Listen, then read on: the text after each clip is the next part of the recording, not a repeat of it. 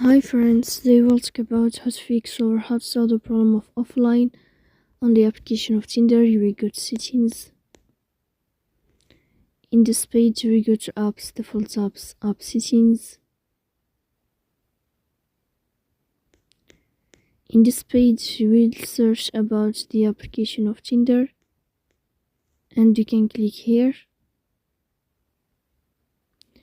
Then this page of app info, you will click on first stop and you can click OK. Here you will enter to the window of storage. Then you can click on clear cache.